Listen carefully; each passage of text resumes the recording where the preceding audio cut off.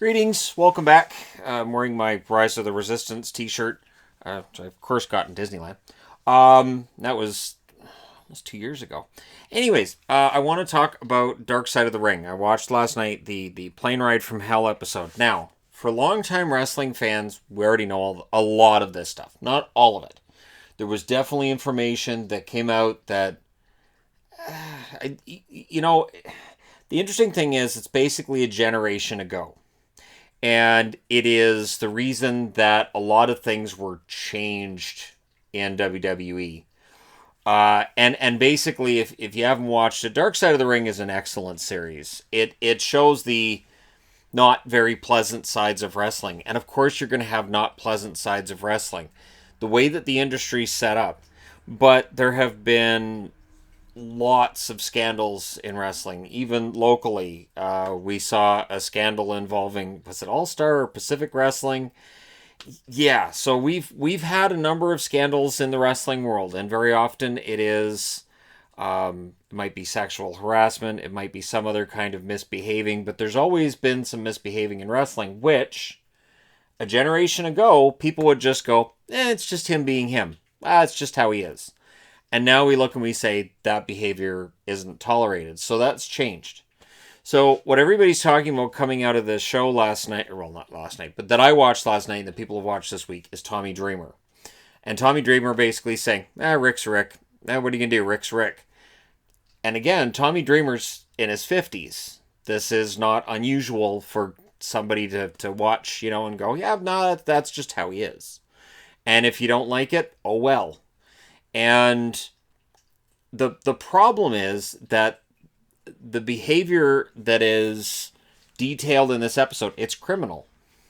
It's all criminal behavior. You can't start a fight on a plane and throw guys around and break seats and smash into the side of the airplane, and you can't, like the stewardess, the flight attendant said, you can't smash through that door, but you could smash through the side of a plane.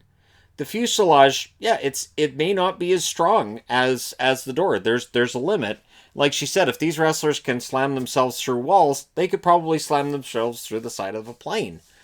That door is held shut, but look out, and they're over the Atlantic Ocean. It is mind-boggling. And so while on some level wrestling fans have always kind of chuckled about it, when you hear them talk about it, when you see the exasperated reaction of Jim Ross to the fact he has to talk about this again, it is jarring, and it's interesting because apparently this kind of behavior wasn't unusual.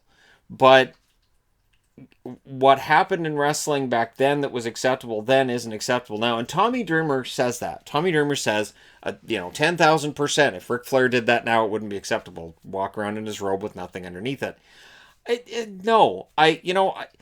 Today's Saturday. Normally on a Saturday, I get together with some friends and we play some street hockey. This is what's been going on throughout the summer. And it's great. It's great to go out, run around, play some street hockey, and then we can go out and have some food after and enjoy ourselves.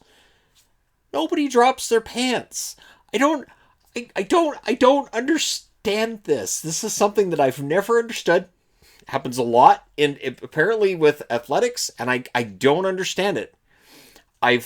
And maybe it's a drinking thing. Maybe it's that there was drugs on this plane too. I don't know, but apparently it's well known that Rick does this enough that WWE has animated it.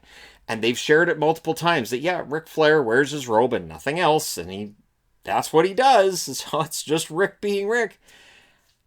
But it's not acceptable. It's you can't just, here I am as God made me. You can't just be doing that at random. And apparently in wrestling this is quite common. Now it is a sports entertainment, wrestling, whatever you want to call it. It is men wrestling in their underwear. It's been that since it began. And I've always thought it was odd, because whenever you hear about, this wrestler came out as gay and you're, I can't believe how in the world.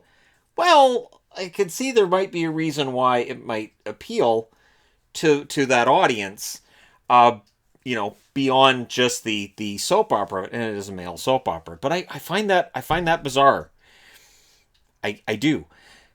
almost as bizarre as the greased back hair. Although I understand that too, that if you have long hair, you don't want it being stuck in your face during the match. So if you grease it up, you can just fling it back and it stays back. That's obvious. But when you hear about all the stuff that happened on the plane, and you hear Tommy Dreamer going, well, if it happened the way that the flight attendant described it, she probably should have taken it to court and gone further, which for normal people isn't really possible. You don't have the money to fight a juggernaut like WWE. You don't have the money. So she takes an out of court settlement because that's probably the best it was going to get. Probably wasn't going to get anything out of that other than that. And she even says herself, it is a shame that this happens to me and I get money for it. And that's what I get for it. Like she basically says it is bizarre because it doesn't suit what happened to me. It shouldn't be money that I'm getting necessarily, but it is, and it is too bad. It is too bad that the incident almost 20 years later is still as clearly divisive as it seems to be. I do wonder, like with wrestling now, I don't think you could get away with any of this. Like Scott Hall, I will say this too. They talk about Scott Hall and how he grabbed the attendant quite forcefully and he licked her face. But from everything else that was being reported on Scott Hall, he was completely out of his mind. I honestly believe he had no idea what he was doing. No clue what he was doing in that moment. And it was something that I remember upset me at the time with Scott Hall. That we knew from WCW that Scott Hall had a problem. And that he shouldn't be on the road. And WWE picked him up. And then they basically put him in a situation where he could get back into all of his vices. And then as soon as his vices showed up, right on time, WWE fired him. When anybody could have seen that coming. You're putting him in a situation where he probably has more freedom than he should, and you're putting him in a situation where you already know he's addicted to things, and now he has access to all those things again. It was frustrating to me as a wrestling fan, as somebody who loved Razor Ramon at certain points in time in his career, somebody who really enjoyed Scott Hall and his ability to cut a promo. I think the other interesting thing was that as all these wrestlers are going bonkers on the plane, that Vince McMahon's just sending Jim Ross back to deal with it. I get the feeling if Vince McMahon himself had gone back to deal with it, it probably would have settled down. Two reasons. One, Vince is the boss. Two, Vince is ripped. Vince is a big guy on his own, 20 years ago especially. And yeah, he could throw down if he had to. And he had that two-headed monster that he's the boss, and physically he can handle it. So when you have Brock and Kurt Hennig potentially knocking the plane out of the sky, Vince might be the guy to go back and split it all up. Although the wrestlers did eventually jump in and realize we probably don't want to die. It's interesting to me too that afterwards the airline, because it was a private chartered plane, if they had done this like Jim Ross said, if it had happened on Delta, if it happened on American Airlines or one of the main airlines, there is no way they wouldn't have been arrested when they arrived. And I agree with them, there probably would have been the FBI that would have come on board and said, all right, you guys are done. They all would have ended up on a no-fly list. WWE would have been in serious trouble at that point because there were a lot of big names and they wouldn't have been allowed to get on an airplane. So for WWE, it kind of got somewhat pushed under the carpet. Fans found out what happened. Wrestling pundits found out what happened, obviously. Wrestlers aren't known for being tight-lipped on this kind of thing either. If they had been, most of it probably wouldn't have come out. But the fact, too, that the airline wanted the flight attendant to keep her mouth shut, that the flight attendants were made to clean up what was well beyond, I mean, including needles. Like, I'm sorry, but come on. This was well and beyond their usual job description. And it just, all the trauma that the people on that plane went through, it's mind-blowing to me. Absolutely mind-blowing to me. That was a plane that was on the ground for too long. Once they figured out that it was going to be a long break before they took off, they honestly should have deplaned, and then just come back when they're ready to take off. That might have helped, because when they're into their third cart of alcohol, there's a lot of alcohol in a cart. You're dealing with very drunk men who are physically big, and they tend to be kind of violent. Wrestlers can be that way. It's kind of like when football players turn out to be kind of violent, or boxers turn out to be kind of violent. People are like, wow, they're violent. Well, they're in a violent sport, so there has to be, at least on some level, an acceptance that, yeah, no, things could get physical in other parts of their life, not just necessarily in a ring or on a football field, right? So I accept that. Now, at the same time, do professional sports sometimes gloss over criminal records for players? Yes. And it happens in every league. It happens in every league, every sport, everything. And WWE has absolutely glossed over certain wrestlers. You can tell who their favorites are by how scandals are dealt with. In some cases, there's a scandal and you're gone. Some cases, there's a scandal, you're on the shelf for a couple of weeks until it dies down, and then you're back on TV and nobody notices. Sometimes something happens and you might lose every match for the next 2 months. You might get put through a table for 6 weeks when your husband debuts on the competition. Things like this will happen. But in general, it all depends on who you are as to whether or not you get punished, or all of that. And that shouldn't be a thing. That absolutely should not be a thing. And I know it happens across all the sports. But I will say this too, that Dark Side of the Ring, it's an important series. It does bring out some of the uglier sides of things. I do think that coming out of that episode last night, if they were going to bring Ric Flair into AEW, I think that's scuttled. I think that's done. I think that because that's now out there in the public sphere, and I know people are going to say, well, we knew that about Flair along. I know, but when it's out in the public sphere, it's different. When it's on a show that everybody's watched, it's different. And it brings it all back to the surface again. So while I understand that, that happened a long time ago and Ric Flair's not doing that now, the reality is he did. That was acceptable at the time. It's not acceptable now. I am certain that if we knew everything that wrestlers from the 80s and 90s did, that most of them would have a pretty poor public perception of themselves. Like, there would be blowback against most of the wrestlers from the 80s and 90s for behaviors that we all know now can't be doing that. But at the same time, there are hockey players that I hear about things that they've done and I go, wow. And a team might push that under the carpet. They may be like, you know what? We'll just forget. We'll just pretend that didn't happen. I know it happens in other sports, but with documentaries like this, it gets harder and harder to just bury it. The plane ride from hell was clearly tough for Rob Van Dam. I do have a lot of respect for Rob Van Dam. Sounds like of everybody on the plane, he might have been one of the better behaved. Chris Jericho did the voiceover work. The interesting thing to me is that's when Chris Jericho was in the company. So I guess he wasn't on the plane. I guess he didn't do that tour. Because otherwise, would have been very interesting to hear his take on it. He's very outspoken anyways. So I think we would have got his take before now if he'd been on it. And it would be interesting to see just exactly who was on the plane and what else might have happened too. I feel bad too for Terry Runnels, and at the same time, I think this speaks of something in the industry as well. No sell. The idea that something happens. I was kind of surprised that they used this language outside of matches. So no selling is a very simple idea.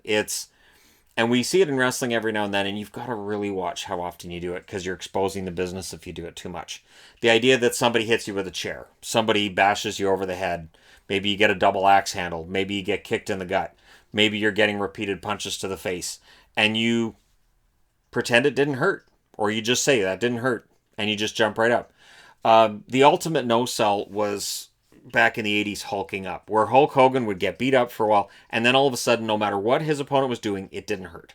And he'd do the shaking, and he'd shake his head, and then he'd wag a finger, and then he'd beat the guy in like 10 seconds. And so that's no selling.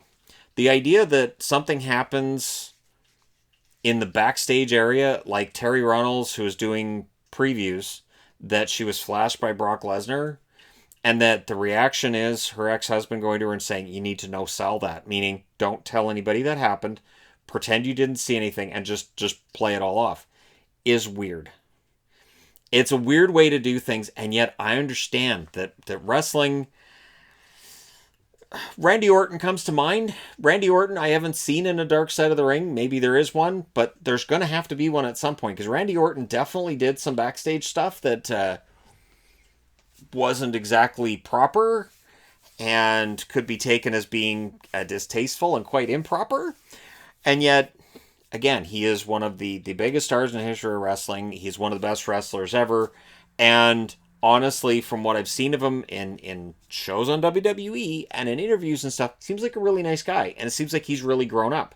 And he talks about how earlier in his career he did make mistakes and he was kind of not ready for what he got. So he's kind of said, yeah, my behavior when I was younger isn't something I'm all that proud of. But at some point, all the stuff he did is, I think, going to get thrown into a special, and then we'll see what happens. But there's definitely a lot of stories in wrestling that this series brings to the surface that we already knew. And again, a lot of the stuff we knew Kurt Hennig had a fight with Brock Lesnar on that plane. I don't think we knew necessarily how close it came to potentially knocking the plane out of the sky. We knew Kurt Hennig got fired after. We knew Scott Hall got fired after. We knew that there was a lot of drinking on that flight. We knew there were a lot of other incidents that had taken place. But to hear it put together like that, it's something. And then basically to hear, yeah, this is just regular behavior from wrestlers. It's just, it was on a plane, and it wasn't just wrestlers with other wrestlers when it was going on. So, yeah, I think that for Tommy Dreamer, who I know Impact's suspended at this point, I don't know if Dreamer necessarily shows up on Impact again. Impact's a relatively small production, right? Impact is not in a position where they can bleed off a lot of viewers and advertisers, and that might injure their ability to exist as a wrestling company going forward. I don't get the feeling that Impact is making a lot of money. So even if they're looking at that special and they're going, man, Tommy phrased that wrong, or we understand what Tommy's trying to get at there, they still have to look at that and say, but we have to take him off the air right now because we have sponsors, we have a show, and we have to be careful that we're not losing sponsors and viewers, and that we're not sinking the company. So it's tough. I don't think wrestlers do that stuff now. I maybe again that still takes place in some part of the industry, but they're more media savvy now than they were 20 years ago. I don't think wrestlers drink the way that they did, and when they do, we hear about it. We know who probably has a drinking problem in WWE or AEW or anything like that, because of dirt sheets being the way they are, and having access to police records if a guy gets caught driving under the influence. It's easier to have an idea for who might have an issue, and hopefully that means that gets taken care of. We saw a lot of wrestlers pass away over the last 20 years, and there were wrestlers, Kurt Hennig being an example. Did I say Kurt Angle? I meant Kurt Hennig. If I said Kurt Angle at any point, this is Kurt Hennig. If Kurt Hennig was let go and he passed away not long after, a lot of wrestlers passed away, and that hard fast lifestyle definitely got them there a little bit faster than otherwise would have been the case. And so hopefully this generation of wrestler, with the more media savvy, with the fact that a lot of them have Twitch accounts and they have their Instagram and they have other various means of income or of publicity. And so when WWE is done with them or AEW is done with them, they still have an ability to make money, still have an ability to be profitable on their own, to have that going for them. There seems to be more forward thinking now than there might have been 20, 30 years ago. The guys were partying 20, 30 years ago like, we don't know how long this is going to last. We're going to party, we're going to drink, we're going to do everything because it might all be done tomorrow. And yeah, I don't think that's the case as much now.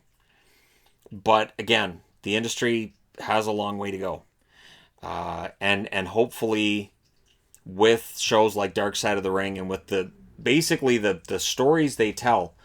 The episode 2 where the wrestlers are stuck in North Korea, that is an absolutely eye-opening episode. There was the episode on the Road Warriors. That was a great episode. The Ultimate Warrior episode was really good too, although I'm still baffled as to why they didn't even mention his brief run in WCW. Because for me, Ultimate Warrior's brief run in WCW showed how he could be his own worst enemy. And I thought that the fact that wasn't included was weird. I understand there's time constraints, but it's still weird that they didn't talk about his run in WCW after he was done in WWE, because it just fell apart right away. And I was really excited for Warrior to be in WCW too. I remember thinking, well, One Warrior Nation, that's kind of cool. It's NWO backwards. And you got Warrior and Hogan, if they can make this work.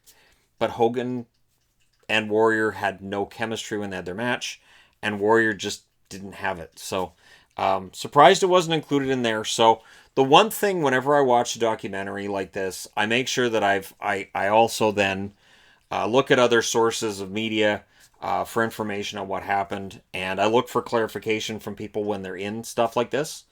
As I did on the Crime and Penalties, the Danbury Trashers one, where immediately I was online like, okay, I need to look up some stuff with this because this is crazy. And there's always details that they might have left out. So I think with the plane ride from hell, there's probably some other details in there too. But man, Terry Runnels, and just for women in the business in general, probably a lot of stuff they've had to look the other way with, and hopefully it's not that way anymore. AEW, WWE, both of them play a lot of women, and there's a lot of really good women's wrestlers in both, and it's a good time. So hopefully it's a more accommodating atmosphere now, less flashing going on, maybe a little bit less helicoptering, maybe keeping the pants on, and just keeping things